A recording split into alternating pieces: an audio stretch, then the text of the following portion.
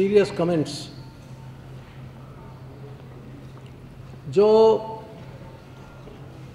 निहायत गलत हैं और संवैधानिक संस्थाओं के ऊपर बेबुनियाद आरोप हैं।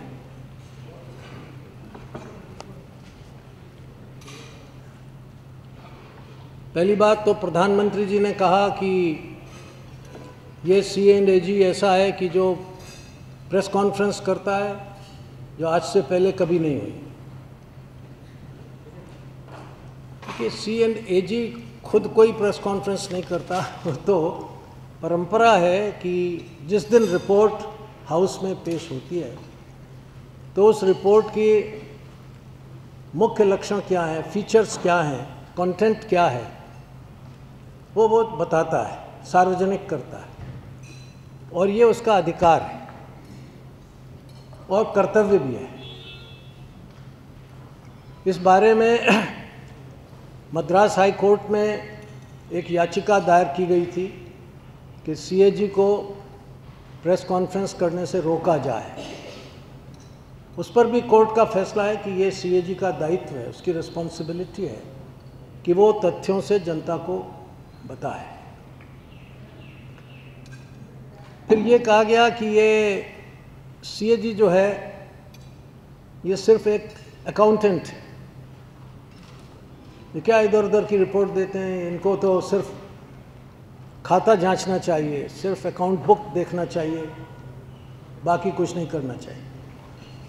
अब अगर इसे कोई सामान्य व्यक्ति कहे जिसे कानून का या CAG के दायित्वों का पता न हो तो शायद एक बात समझ में आ सकती है, लेकिन अगर मंत्री कहें कोई और साथ ही साथ ऐसा कोई व्यक्ति कहे जो PSC का सदस्य भी रहा हो, तो ये बात ऐसा समझ में आता है कि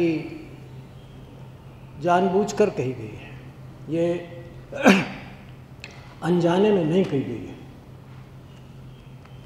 ये बात बिल्कुल स्पष्ट हो जानी चाहिए कि CAG को संविधान की धारा अनुच्छेद 149, 149 और 151, इन दो अनुच्छेदों से, तीन अनुच्छेदों से 149, 150, 151 उनका दायित्व, उनका अधिकार, उनकी सेवा की शर्तें, ये सब संविधान से मिली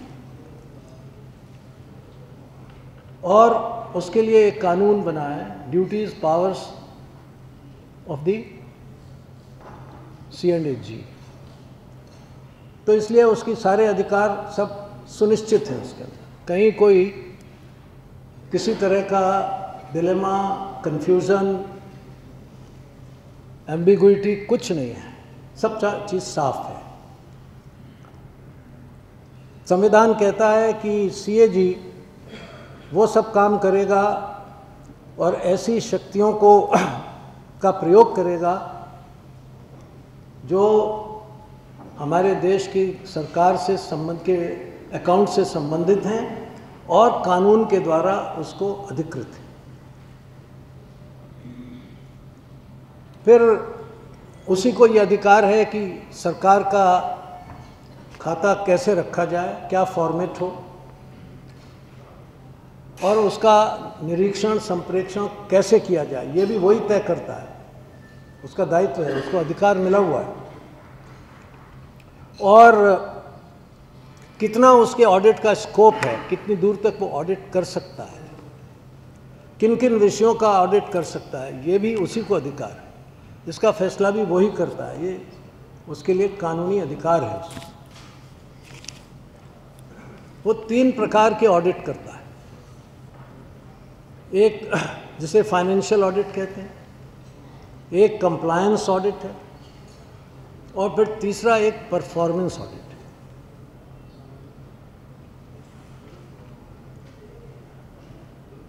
ये जो कहा जा रहा है ना कि वो सिर्फ अकाउंट का लेखा जोखा देखे, फाइनेंशियल ऑडिट, ये तो चार्टर्ड अकाउंटेंट भी कर लेते हैं, इसमें कोई दिक्कत नहीं होती। तो वो चार्टर्ड अकाउंटेंट नहीं है, वो कंप्लायंस भी देखता है, लेकिन सबसे बड़ी बात यह है कि वो परफॉर्मेंस भी देखता है। और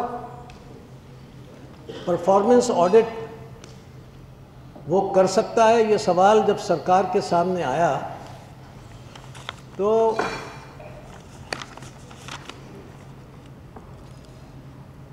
13 जून 2006 का ऑफिस मेमोरेंडम है मिनिस्ट्री ऑफ फाइनेंस का, जो कहता है it is therefore clarified that performance audit which is concerned with the audit of economy, efficiency and effectiveness in the receipt and application of the public funds is deemed to be within the scope of audit by Comptroller and Auditor General of India, and this already exists. The rules and guidelines for this already exist. So all the ministries, departments are accordingly expected to facilitate the conduct of audits, including performance audit. अब इसके बाद अगर कोई ये कहता, सरकार का आदेश है 2006 का, ऐसा भी नहीं है कि बहुत पुराना है। 2006 में कौन सरकार थी? UPA 2, UPA 1 ये सरकार थी। इसी ने कहा है कि आप परफॉर्मेंस ऑडिट कर सकते हैं, आपके अधिकार क्षेत्र में लेटेस्ट ऑर्डर है। उसके बाद अगर कोई यूपीए सरकार का मंत्री ये कहे कि आप तो सिर्फ खाता बही देखिए, you have no authority to go for performance audit, दरअसल ये परफॉर्मेंस ऑडिट ही है जो सरकार की कमियों को सीधे सीधे सामने लाता है। How are you performing, what is the level of your performance. आपको जो करना था, जो प्रोजेक्ट बनाना था, उसमें आपने क्या किया, कहाँ तक पहुँचे। एक तो हिसाब यह है कि आपको पैसा दिया गया, आपने रसीद दिखा दी कि हाँ हमको पैसा मिल गया, पैसा चला गया। दूसरा यह है कि अच्छा ये किस काम के लिए पैसा गया, वही आपने उसी को पैसा दिया है, ये कंप्लायंस भी होगा। अब तीसरा यह है कि अगर कोई प्रोजेक्ट आपने बनाना है तो पहुँचा कहाँ है, बना कि नहीं बना, आधा बना कि 1/3 बना या नहीं बना, और अगर बना तो किस क्वालिटी का बना। ये जो सवाल है ये वास्तव में ये ही सरकार के कामकाज का सबसे कच्चा चिट्ठा खोलते हैं। इससे घबराते हैं, परफॉर्मेंस ऑडिट से घबराते हैं। हर मिनिस्ट्री ये समझती है कि भाई परफॉर्मेंस ऑडिट ना हो, क्योंकि उसमें काम करना पड़ता है, दिखाना पड़ता है, they have to show the results. तो ये कंट्रोलर एंड ऑडिटर जनरल का ये बहुत सही अधिकार है और वो सही ढंग से इसका उपयोग कर रहा है। उन्होंने ऐसे प्रोजेक्ट्स देखे हैं कि जहाँ पैसे का भुगतान हो गया था मगर प्रोजेक्ट बना नहीं था। अब पैसे का भुगतान हो गया, अगर खाता देखना हो तो मामला ठीक है, फिर तो कुछ नहीं करना। आपने इतने करोड़ रुपए दिए, इसकी रसीद आ गई, खाता तो पूरा हो गया, the accounts are complete, certified by the state government, हो गया। यहाँ तक नहीं रुकता, वो कहता अच्छा ठीक है आपने पैसे का भुगतान किया, ये डैम बनना था, दिखाओ कहाँ है। He can go there and he goes there. उसके बाद वो कहता है कि भाई ये तो बना नहीं है, and here lies the catch. उससे सरकार घबराती है कि जब पैसे का भुगतान हो गया और ठीक प्रोजेक्ट के नाम पे चला गया, ये कहाँ से आ गया कि प्रोजेक्ट बना नहीं। पिछली बहुत सारी रिपोर्ट्स ऐसी आई हैं और इसलिए सरकार को तकलीफ है, मिनिस्टरों को तकलीफ है, एंड इसलिए उस पर अटैक कर रहे हैं। दूसरी बात यह है कि अकाउंटेबिलिटी एंड ट्रांसपेरेंसी, ये डेमोक्रेसी के लिए सबसे ज़रूरी है और ये काम 3 संस्थाएं करती हैं, controller general, PAC and press. क्योंकि आप जाके खोज के लाते हैं चीज़ें कि ये हो रहा है कि नहीं हो रहा है, क्या हो रहा है। ट्रांसपेरेंसी के लिए राइट टू इन्फॉर्मेशन एक्ट है, वो इसमें काम करता है, मदद करता है। तो आप देखते हैं इन सबसे सरकार को परेशानी है आजकल। राइट टू इन्फॉर्मेशन एक्ट में से सीबीआई को हटाओ, इसको हटाओ, उसको हटाओ। ये ट्रांसपेरेंसी से परेशानी है, अकाउंटेबिलिटी से परेशानी है, परफॉर्मेंस से परेशानी है। और जो भी संस्थाएं ये काम करती हैं उन सब पर गवर्नमेंट का अटैक है। मुझे बहुत हैरत हुई जबकि कांग्रेस के सरकारी प्रवक्ता ने एक बात ये कही, मैं पढ़ देता हूँ। This is times of India dated perhaps 9th August. Congress launches broadside against CAG. Facing opposition heat over the CAG report, Congress on Monday launched a frontal attack on the auditor, raising questions over its mandate to comment on the government's appointment process and policy issues. The party alleged that CAG has suo motu decided to extend its jurisdiction. AICC spokesman Manish Tiwari said CAG could be best termed as beeps, leaks and squeaks. Now, this is something not acceptable. इसको कभी बर्दाश्त नहीं किया जा सकता। ये कोई झांकते नहीं है, ताक झांक नहीं करते हैं, अपने अधिकार से जाते हैं। They are authorized to go and demand from you कि खाता दिखाओ, फाइल दिखाओ। ये कोई पीछे से स्टिंगर करके नहीं जाते कि भाई ये दिखाओ क्या, नहीं, दे आर ऑथराइज्ड। आप उसको कहते हैं पीप्स, फिर आप कहते हैं लीक्स। रिपोर्ट आपके यहाँ लीक हो, आप दोष उसके ऊपर कर दें। सीएजी की कोई report, as far as I am in the parliament for last so many years and heading PAC not only twice now but twice earlier also, but CAG को रिपोर्ट लीक कराने से क्या होगा? सीएजी की report तो आनी है, it has to be made public. तो कॉन्स्टिट्यूशन कहता है कि सीएजी की रिपोर्ट होगी तो वो जनता के सामने आएगी। It has to be brought before the parliament. उसको क्या मिलने वाला है लीक से? हमने पूछा कि भाई आप कह रहे हो, ये बताओ कि what is the gain to this person और टू दिस इंस्टीट्यूशन। लीक कब होती है? जब आपके यहाँ आ जाती है। उसके पहले क्यों नहीं होती?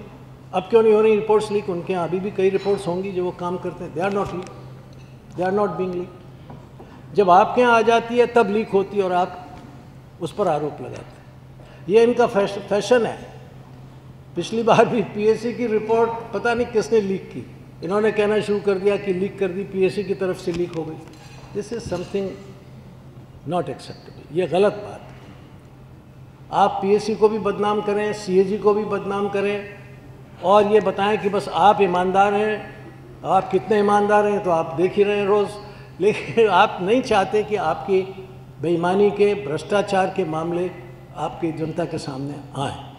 जब भी कोई संस्था भ्रष्टाचार को रोकना चाहती है तब आप उसके खिलाफ हो जाते हैं। अभी अगर अन्ना हज़ारे कुछ कह रहे हैं तो आप उनका दमन करेंगे। बाबा रामदेव ने कुछ आंदोलन किया तो आपने उसका दमन कर दिया। कल कुछ वो भ्रष्टाचार के लिए परसों हुआ तो आपने उसका दमन कर दिया। पीएससी अगर कुछ उठाती है तो आप वहाँ हल्ला करते हैं, कोशिश करते हैं कि काम ना हो। क्या बात है?